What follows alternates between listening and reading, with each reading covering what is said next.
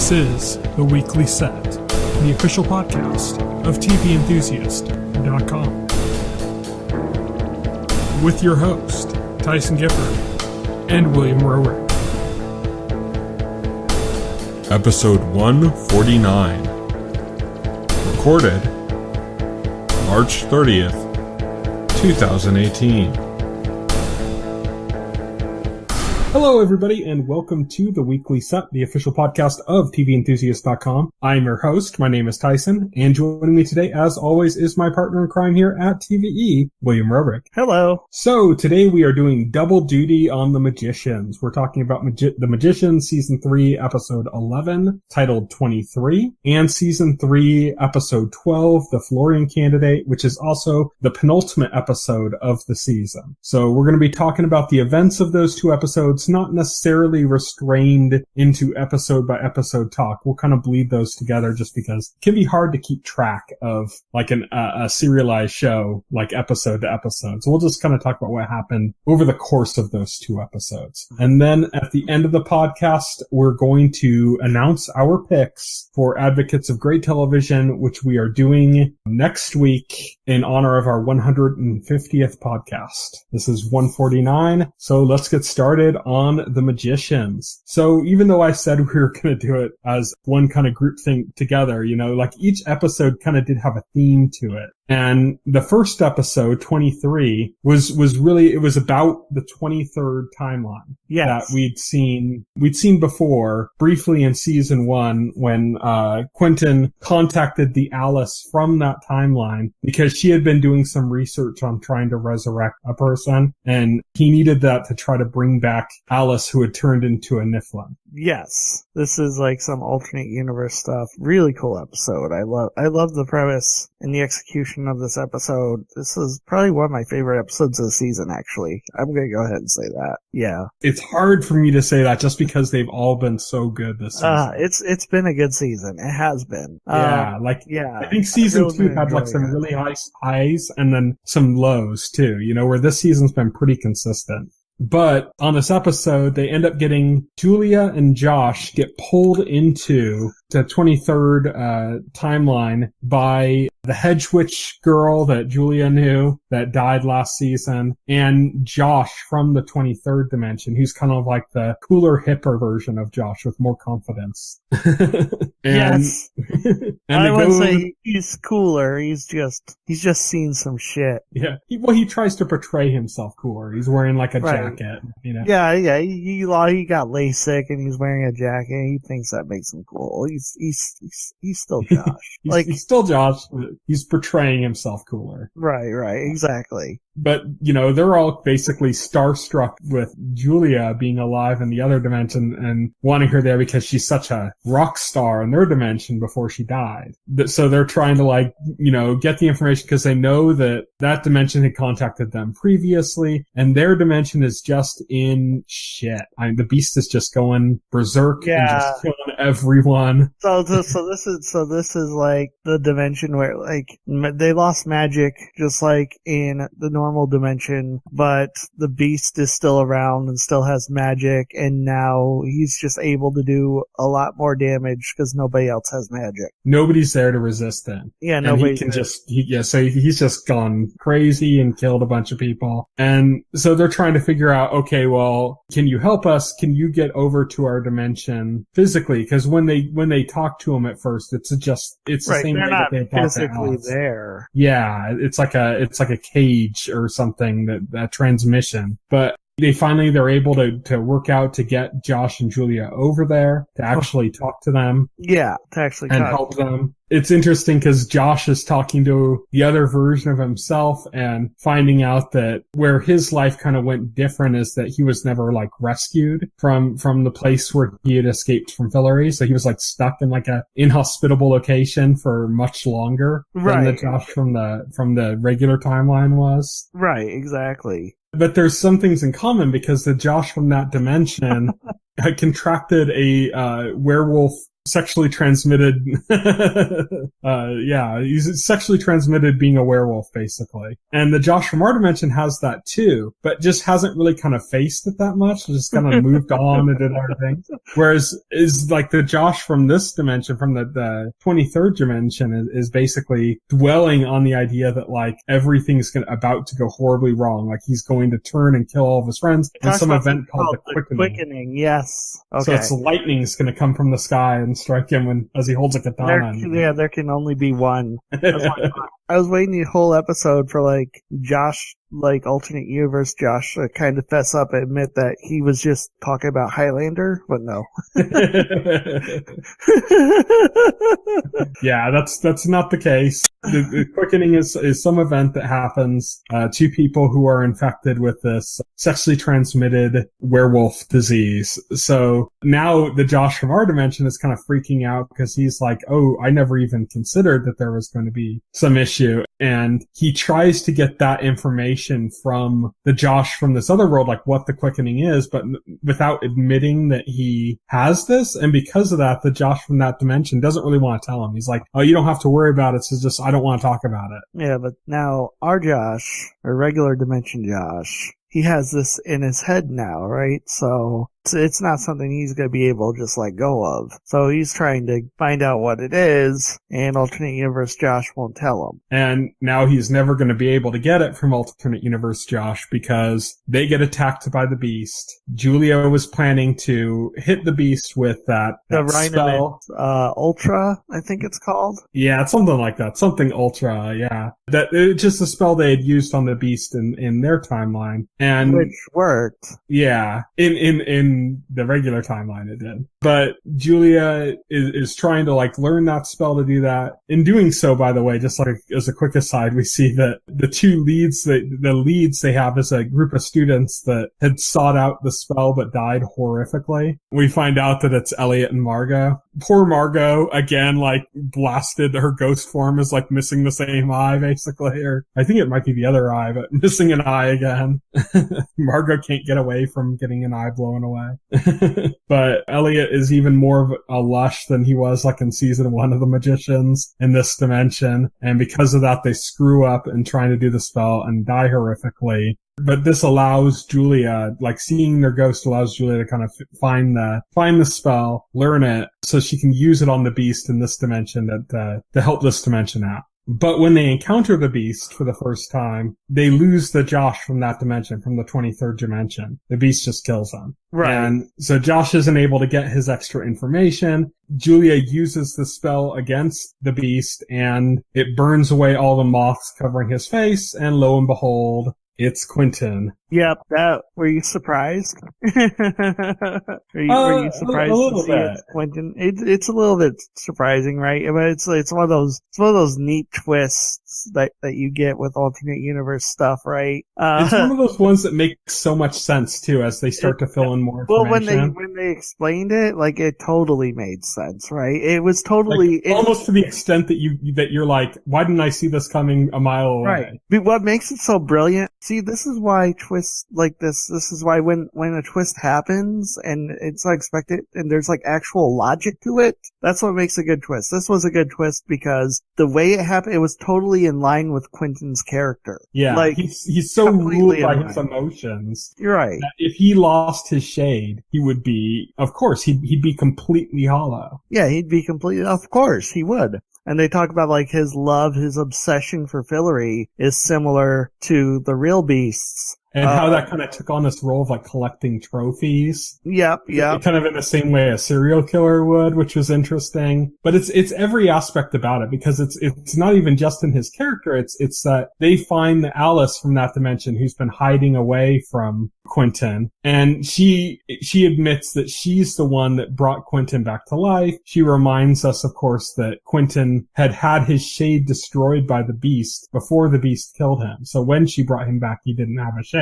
And that's the problem. That's how he became like the second incarnation of the beast, is because it's Quentin without a shade. But, she admits all this stuff, and it's like, of course this would happen. She learns that the possibility of bringing somebody back from the dead is possible because she was petitioned for that same information and the group succeeded, so why couldn't she? So of course she would do that. Of course she would try to bring back Quentin, who she was madly in love with. And of course it would go horrifically wrong because it's Quentin without a shade. So it all makes so much sense that you're like, man, these clues were there when they first talked to Alice. She said that Quentin's shade was destroyed. She said that she was looking for a way to bring him back but couldn't find it out. And then they found a way to bring her back in their dimension. So it's like all of it's there. Right. It just hasn't come together until now. And then you see it and it's like, oh yeah, why didn't I see this when they first talked about it, that this was going to happen? And that's what makes it so good. Yeah. Yeah. That's what makes it so, exactly. That's what makes it so good. So yeah, so Quentin is an unfeeling psychopath, and Quentin explains he took on the form of the beast because it was an easy way to terrify everybody else and for him to get what he wanted, Like, the Beast was already a thing in that dimension. He was still, Martin Chatwin still existed. They just killed him. And Quentin was aware of that. And when he lost the shade, he took on that persona because he explains it was something instantly recognizable and terrifying. So, It's and also interesting that this version of him is more powerful than the Beast. Yeah, he describes himself, he's more powerful than the Beast. He also explains, Quentin also explains, the similarities with Martin Chatwin he shared already. So why not? Right? Yeah. was his explanation.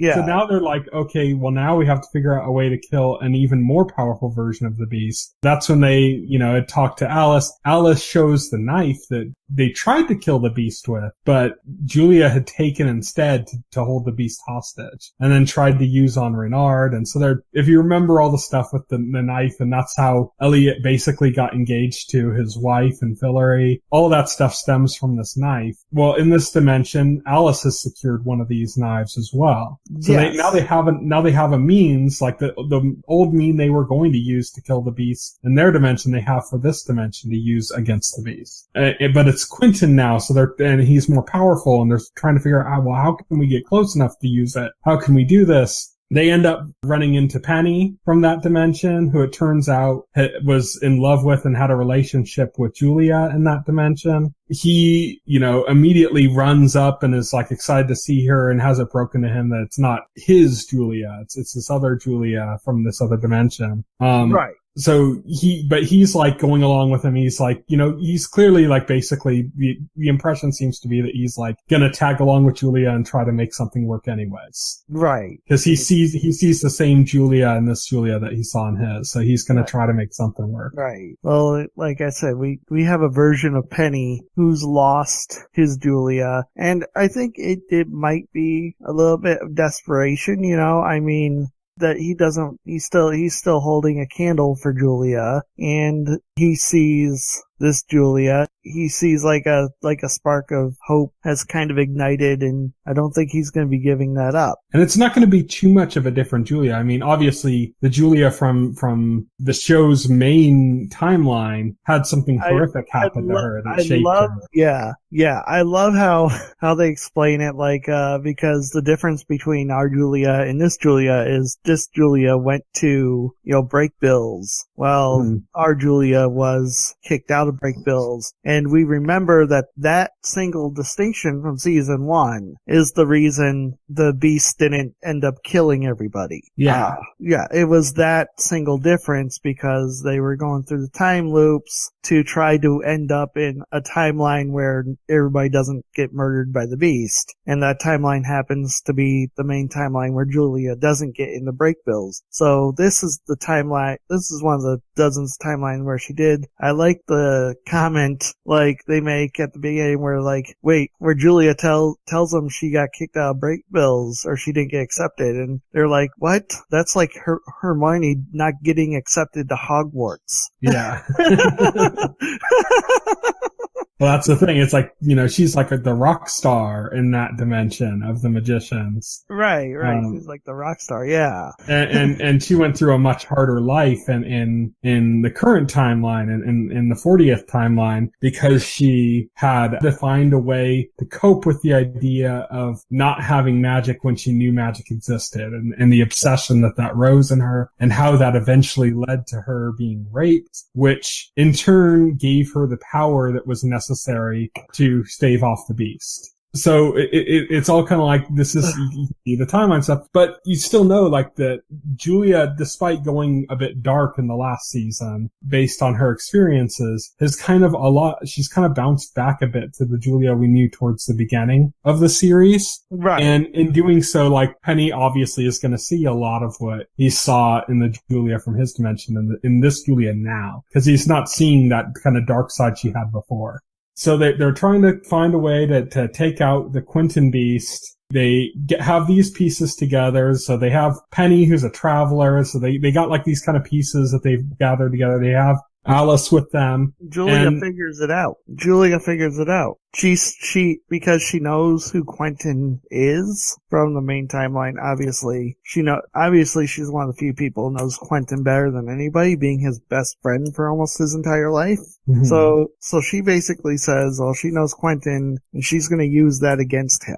And what she ends up doing is she ends up giving him her shade. Yeah, temporarily, because she knows that she's logic bound enough that she can exist without her shade for a while without going full dark side. Well, yeah, she's already done it, right? Like, yeah, she's been without her shade before, and the worst she did was murder a bunch of trees. But she's not as ruled by her emotions as Quentin is. As Quentin is, right? She's more logic bound. She's more logical, and that means that she's a little bit less dangerous to have without her shade, so she knows this would work. Because she knows the second she puts that in Quentin's not going to be the beast killer anymore. He's going to be Quentin tortured by his own emotions again. Right. And of course this all happens, after he ends up killing Alice from that dimension. She puts the shade in him. He's like basically like, oh my god, like he just kind of like collapses on the ground like he got hit in the face, because he's just had the wind knocked out of him because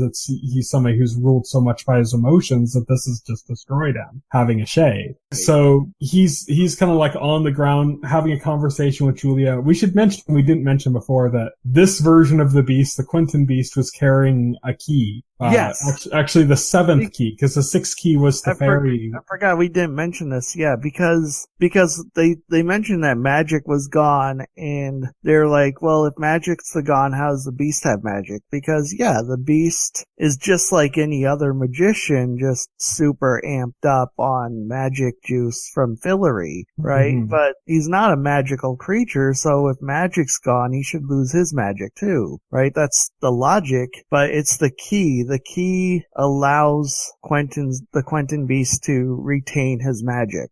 And that's the source. So Quentin, gives Julia the key and kills himself with a knife, grabs the knife off the ground and kills himself because he can't deal with it. As he's dying, Julia takes her shade back and they open up a portal back to their world with the key, because that's how keys work. They open up spots and let you through. And in doing so, both the hedge witch girl escapes to their dimension, and Penny says, like, he doesn't just force his way in like she does, but he says, I'm going there too. There's nothing here for me. Right. And so he travels over to their dimension, and that kind of brings us over to what is largely the events of the next episode, at least the non-Fillory events of the next episode, which is that, now that you have Penny in this other dimension, it's gonna raise some issues, of course, as soon as Katie hears about it. Oh yeah, and Katie hears about it pretty damn quick, because the first thing that happens almost as soon as Penny gets there is Katie, excited, runs over to him and hugs him. So Penny has to awkwardly tell Katie that he's not her Penny, sorry. And of course, Katie immediately gets dejected. And Katie could be pretty harsh towards people when she's dejected. So yeah, she can be. Reacts a little bit badly towards Penny at that. She later has a conversation with him where she basically explains like, hey, this isn't you. This isn't, like, I'm not mad at you. I can't deal with this. Right. Just the situation sucks because she's still looking for her Penny, who, as far as we know, joined a book club, and that's it. There was another bit of a sad scene that just compounded it for Katie, in which she grabbed the was it the unification key? Was it called the one where they all sang David Bowie together? Yes. Yeah, and she doesn't connect with her Penny. Like, she thought she connects with the new alternate universe Penny, and she's like, oh, you took his place now. Yeah. And that just makes it even harder, because it just means like Penny is gone from them. But there's some kind of bigger stuff in this episode, because, I mean, we covered that part of it. Let's still talk about outside of Fillory and save the Fillory stuff for the end of the discussion, but they figure out that when they're going to open up the gates to unleash magic, that there might be something that could get loose. I forgot exactly how they came upon this information. Do you remember? Quentin tells okay. Yeah. Before he kills himself with the knife. Beast Quentin tells her, So apparently there is some kind of a dark force behind this wall that they're trying to open up with the gates. Quentin describes it as, because Quentin says, or Beast Quentin, to be clear, says that he's seen the future, and and Julia assumed like he saw her killing him, and he was like, no, I saw you opening the door at the end of the world and letting magic back in, but in doing so, you also let a monster in, and he says it's a monster way worse than I was. Mm-hmm. So now you go like, okay, so this whole quest for the keys, which there has always been like an aspect when you see something like a quest for the keys where you're like, okay, like there's got to be some other thing going on here. Where's the catch? Like, come on, like Elliot was like confronted by some mysterious creature in Fillory and started on this quest, and this creature didn't ask anything of Elliot, or like there was really pushing for him to take on this quest. It was really this pushing has his own magic already anyways. Yeah, it was really pushing it. Didn't seem to have like anything in it for him. And I'm just thinking, at the time, even like at that episode, I was thinking, okay, well, what's the catch going to be? It didn't really seem to be a catch until now, right? So they realize there might be something up with this, but they don't know for sure. So as part of that, Alice wants to report back to the library. They send Penny to kind of spy on her because nobody's really trusting Alice right now. And it turns out for fairly good reason, because Alice is using this, has got this like orb, this metallic orb that's going to siphon. It's called a siphon to siphon away some magic from Julia before they turn magic back on, so that they can have some control over who gets magic. Right.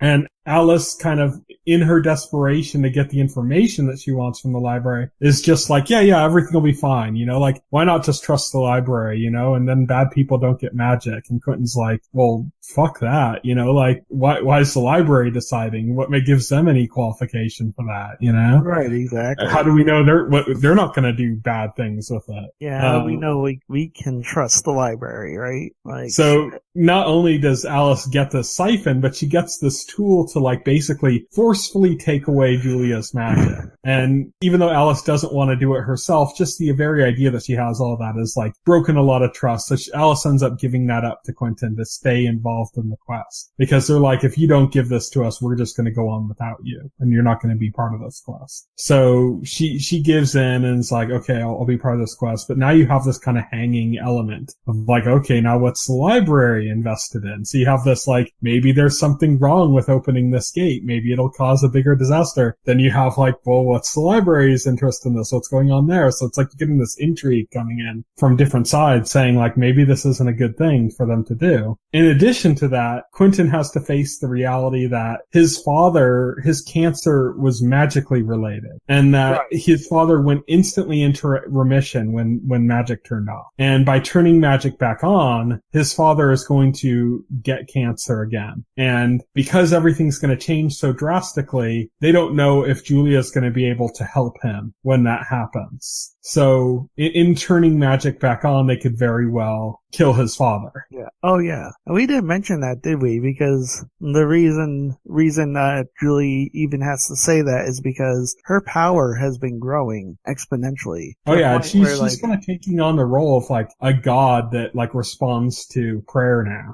Right. Yeah. She can hear people's prayers and sense people's issues, and she can even go where she's needed. Like a traveler. Yeah. Like a traveler. So she's become pretty darn powerful. Like she just shows up in Fillory, like the second, like, it even enters, like, their mind that they need her, right? Yeah. It's like, it's almost weird. It's because, like, it's almost like they don't even get to fully process the thought and she's there. Yeah. They're just like, maybe we need something like, oh, hey, Julia. Yeah, exactly. Yeah. It's very, very, like, middle of the sentence kind of appearance. But that brings us to Fillory, because, I mean, that's kind of like the big push of this episode. The episode is called The Fillorian Candidate, and what this episode is about is an election. Elliot and Margot figure out that they can force the situation, like they can spread the rumor of an election and then leave the current king, their former assistant, in a situation where like basically like he can either go along with having an election or he can like resist it and then cause the people to go in an uproar. It was brilliant because like his assistant now, he brings all the posters, the election posters they spread around, and he's like, and Pick is just like, yeah, no, that's not happening. Find every flyer and poster and like destroy it. And he's like, okay, but you're gonna have to like personally tell the Fillorians that there's not going to be an election. And so they get involved in what's a pretty hilarious sequence where they're trying to outdo each other with their lying political promises. Margot makes the correct statement that it's easy to give people something. It's much harder to take it away. Yeah. So, but they figure out that they can just start, with their experience coming from Earth and their politics on Earth, because they've never had an election in Fillory. There's never been politics like that in Fillory. Right. There's never been politics. And Elliot argues that he should be the one on the face on the ballot because he is a male and it's a patriarchal society. And basically it's like the same thing that some people argued against like Hillary running for president, because it's gonna hurt her votes, because it was, in this case even more so because Fillory is way behind, culturally speaking. And the thing is, and the thing about that is, like, Elliot just goes off and he makes these insane campaign promises in order to win. Medical coverage for all. We're going to build the world's first power plant. Which was funny because when they said the Fillory's first power plant, then they cut to, like, the Fillory side and they're like, what's that? Like, they're thinking literally of plants. Like, they don't get the idea. Power from flowers? I think they said hydrangeas or something. Yeah. It's freaking hilarious. Like, and obviously it's just bullshit coming out from there, but like, he's winning. Elliot is winning up until the point where Pick, in a very dirty move, like, makes public the transcript from Elliot and Margot's trial, where Elliot describes Fillory as this horrible backwater, yeah.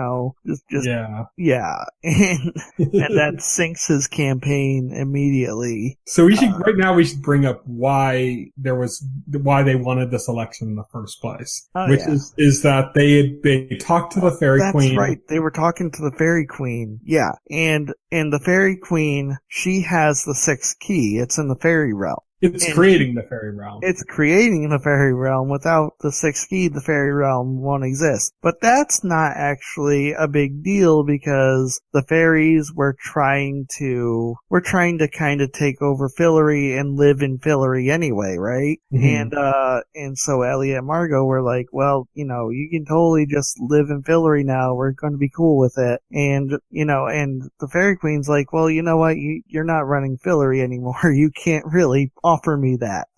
That's not legit. I'm sorry. And so basically her ultimatum is, well, if you get the throne back, and if you can make me a legit offer, then, maybe I'll give you the key, but until then, no. And this leads to the election thing, which we described already. It ends up coming down to, as part of contacting the Fairy Queen and negotiating with the Fairy Queen, they go back to the girl that they thought was their daughter, that Elliot and his wife thought was their daughter, who is now working in an animal bar. This is a bar just for talking animals. She's dating a bear. It's amazing.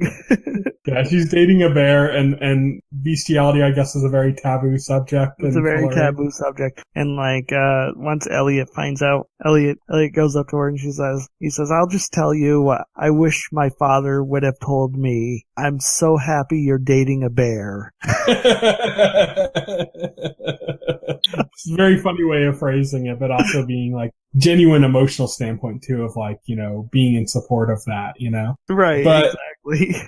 But what's funny is that this ends up being what saves their asses, because they're gonna lose to this guy because of the transcripts of Elliot's thing being elected. But it turns out Margot, because we saw in the bar scene, we saw Margot was having a conversation with the bear, and that's how Margot found out, and she told Elliot the situation. It turns out that bear is pretty high up among talking animals. Yes, and it turns out that talking animals is actually the largest demographic in Fillory. By a significant margin. By a significant margin, yes. 50,000 to 1 million. And the thing about that is, okay, yeah, Elliot lost, cause by the end of the campaign, nobody liked Elliot. But the talking animals really loved Margot, because Margot talked to them and listened to them when nobody else would. And was okay with bestiality. And was okay with bestiality, Bestiality saves the day. Bestiality saves the day. So they actually elected Margot by a write-in. So Margot ends up. Elliot would react badly to, and Elliot's like, I don't care. Yeah. I'm just happy that we won, that you got through it. I'm happy for you, So we had kind of a cool resolution with that. I wanted to bring up, because that's kind of like the end of the main topic stuff, but there was some funny stuff that they were doing along the campaign trail, to try to encourage people to vote for the Sons of Humanity, which involved using Julia to basically enact miracles, and included rebuilding the forest that she had destroyed, the speaking trees. She just basically regrew it from nothing. But also this is where you got the kind of stuff with the animals and the just all the different groups, and then you had the flying back and forth and the political promises, as we had mentioned. Yes. But I wanted to bring up that Julia did fix the forest that she had destroyed. Yep. Oh yeah, Julia did. Actually, the reason Elliot's campaign started off so strong was because Julia was going around, performing miracles, basically. Mm-hmm. And then she'd perform a miracle, and then Josh would walk up to people who witnessed it and say, "Vote for Sons of Earth." Yeah, vote for the Sons of Earth. Yeah, exactly. If you want more miracles like this, right? And Josh does not let an opportunity for promotion pass by. But that's pretty much it. That covers pretty much all the material. I guess that one thing is that we had mentioned that Quentin had to come to grips with his father's cancer and how that relates to magic coming back or not. And Quentin found a firm resolution on that when he talked to his father and had a moment where he explained all of magic to his father and how it all exists. And that, his father's like, "Are you asking me permission to kill me?" basically. And Quentin said, "No, I'm not asking permission." That was a super emotional scene. I almost cracked up at that. That was a tough scene to get through. But But yeah, that was... He's all, I'm not asking permission, I'm telling you what I'm gonna do, and like apologizing for it. Right. And that's how the episode ended. So, one episode left in the season, and I'm so eager to get into it now. Me too, I can't wait. The stakes have been raised, they've kept humor throughout, even as it's gotten dark, but they've kept like an emotional core to it as well. That twist with the idea that maybe unleashing those 7 keys would go to something very dark. You know, very interesting.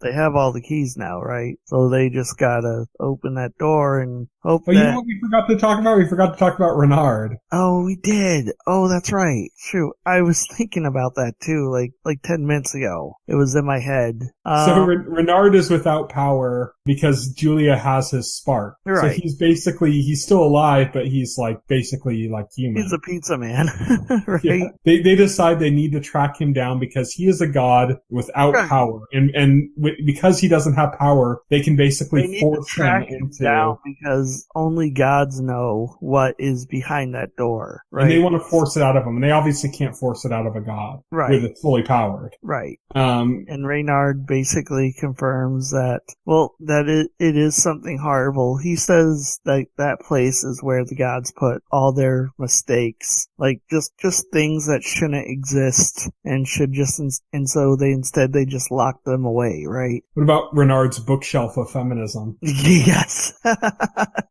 He's trying to claim that he's changed. He's a new person, right? He's a new god now that he's lost his powers. Sure, whatever. But he kind of almost backs off on that as soon as they confront him on it. And then he pulls a gun on them and like tries to kill them. And they recognize, hey, this is the gun we built with the magic bullets to kill Renard. With the god killing bullet, right? And what's interesting here is that they force Renard to say where he got that from. And Renard says he got that from Hades, who we know is the one that convinced Penny in the underworld to stay. So we get this sense now that Hades is kind of working things from behind the scenes, right? Mm-hmm. He's kind of moving pieces into place. Yeah, there's a lot of little pieces moving around right now. Yeah. And lots of like new levels of intrigue popping up that make going into this finale really interesting. And plus, we kind of know the way Magician's finales have been so far is that they don't seem to give a lot of resolution. They seem to kind of end on a shock almost. Right, like last season ended on magic being taken away, which really wasn't much of a resolution, but it led to the key quest for this season, right? Mm-hmm. So it's always some resolution left to set up for next season. So I don't know what's behind this door. What's going to happen when they open this door and let magic back in is almost certainly going to be something nobody expects and is going to set up next season. Yeah, that's what I think. It's going to be it's going to be probably the final moment of the episode. Yeah. So that's The Magicians, season 3, episode 11, and season 3, episode 12. We still have one episode left, the season finale. We're going to talk about that next week. We're going to do that almost like a separate segment next week, where we're going to be doing our main topic of that week is going to be advocates of great television. Now, if you've listened to this show before or read the transcripts when this used to be a roundtable, then you know that when we play advocates of great television, the basic idea is that we typically have a guest on, and then the 3 of us or more, depending on how many we do at the time, will pick a show and a specific episode to represent, to say like, this is a great show and this is an episode that proves that. As we've done it a few times now, we've gotten to the point now where we've decided, we should do some kind of like a theme or something to kind of like narrow it down and allow us to kind of like reuse some shows because of like certain thematic issues. And we decided that this theme is going to be Groundhog Day. Yes. Now, for those who don't know, Groundhog Day was a movie in the 1990s starring Bill Murray that was basically about a time loop. Every day, he relived the same day over and over again, and he could do different things and cause different results. But at the end of the day, if he died or if he just reached that point, the clock would reset. He'd wake up it would be the same day all over again as if nothing happened for anybody else except him. And it's a great movie if you haven't seen it, but I think pretty much everybody has. And, it's become a trope where TV shows have been making their own Groundhog Day episodes where they've done an episode where some mystical force or some means, some way causes a character to relive a day over and over again until they get something right. Yeah, it's become a surprisingly common TV trope. Mm-hmm. And so we decided that's what we're going to do. So we're each going to pick a Groundhog Day episode. And so if anybody wants to watch along with us before we do our discussion, we got our episodes all picked out so you guys can watch along with us. And we're going to announce those right now. Nick is going to be joining us. He's done some Nintendo podcasts with us before. He doesn't really have a lot of time to watch too terribly much TV, but we've always wanted to have him on. So we always said, hey, if there's ever something you do watch, we'd love to have you on with us. This was an opportunity because you don't really have to watch something a lot. You just have to be aware of the trope and have a pick you can make from that trope. And so Nick is going to be joining us for this podcast. His pick is an episode of Person of Interest. It's season 4, episode 11, titled If Then Else. And that is available on Netflix if you want to watch along with us. If you go to the container story on our main site for this podcast, I have links to the exact episodes as well. But you can just find it on Netflix by typing in Person of Interest, going to season 4, episode 11. If Then Else is his pick. Will, your pick is Supernatural, season 3, episode 11, also available on Netflix. Another great one. I like both of these ones, so I'm really happy about both of these. It's going to be fun. Yes. My pick is Xena Warrior Princess, season 3, episode 2, Been There, Done That, which I picked because for me, I had all sorts of ones I was trying to pick, but I realized that a lot of the modern Groundhog Day trope episodes are like kind of scattered over a course of a few episodes, and so it's hard to like get the gist of it while watching just one. So I said, okay, so I got to go back to something older. And I decided on Xena Warrior Princess because this was probably for me the first Groundhog Day episode that I've ever seen of a TV show. And by that I mean I'd seen Groundhog Day before this episode, but this is the first example where I noticed like, oh, this is Groundhog Day as a TV episode. It's the first instance of that for me at least. And so the episode is season 3, episode 2, Been There, Done That, and it is on Hulu. So you can check that out. If you don't have a Hulu subscription, I don't think they have a free tier anymore, but they have a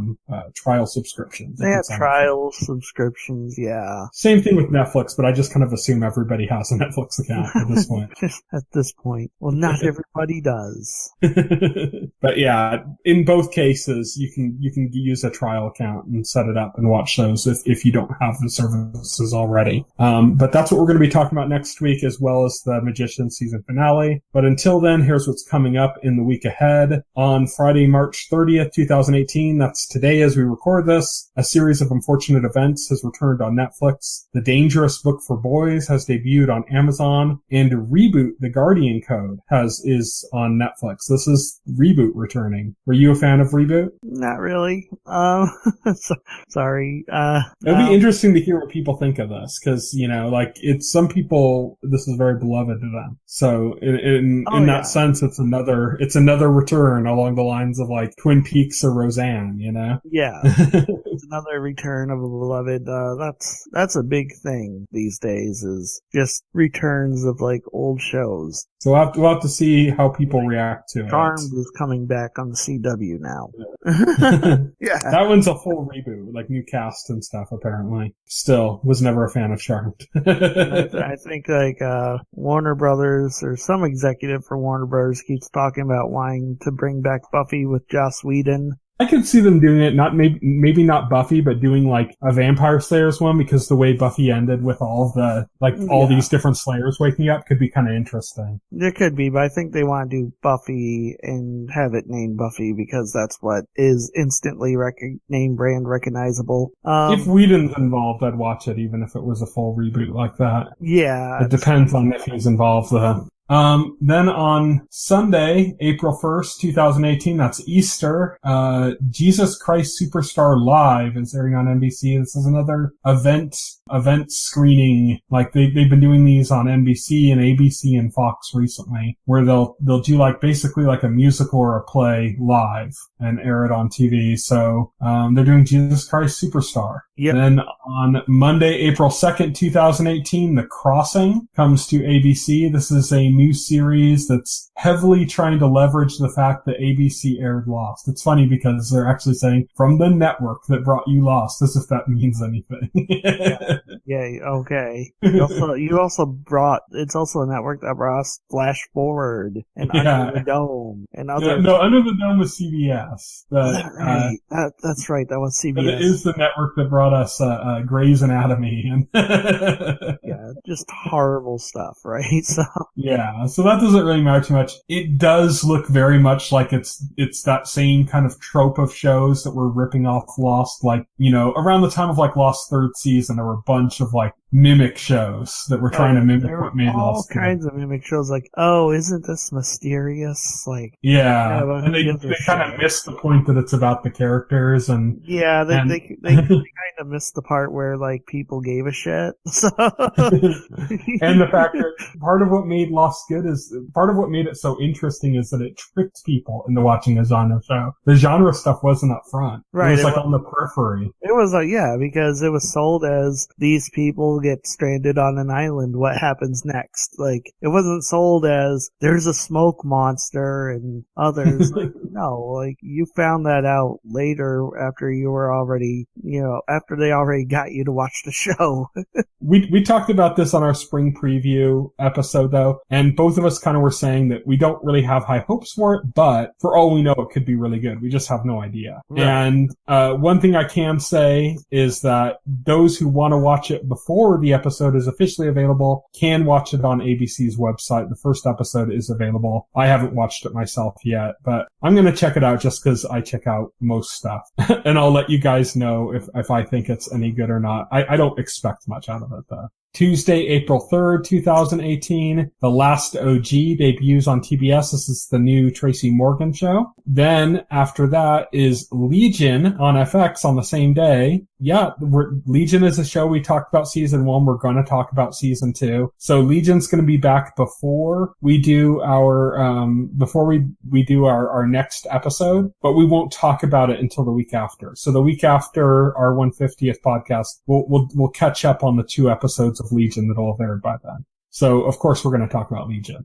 We love Legion. We can't not talk about it. That's crazy. On that same day, The Middle comes back to ABC as well for its final season. Then Wednesday, April 4th, 2018, Famous in Love debuts on Freeform, and National Treasure Curie debuts on Hulu. Then on Thursday, April 5th, 2018, Imposters returns to Bravo. And lastly, on Friday, April 6th, 2018, Money Heist returns to Netflix. This is another one of their foreign shows. They've built up a pretty big catalog of those recently. And there's also a show called Troy, Fall of a City that debuts on Netflix, which it's a period piece kind of thing. Kind of a bit of a low-ranked period piece, it seems like. But yeah, that's what's coming up in the week ahead. We already talked about what we're doing next week on the podcast. So thank you everybody for tuning in. You can reach me on Twitter. I'm at Tyson Gifford. You can reach Will. He is at Voxel Hero. You can check out our Facebook page and our YouTube channel, as well as our site, TVEnthusiast.com. And you can subscribe to the podcast through any major podcast client like iTunes or Pocket Cast. The entire backlog of our podcast is available on our YouTube channel. Thank you everybody for listening. TV Enthusiast tuning out. Good night. If you would like to voice your opinion, send an email to theweeklyset@TVEnthusiast.com. TV Enthusiast is a part of the Enthusiast Media Network. Stay tuned to TV Enthusiast and the Weekly Set podcast for more coverage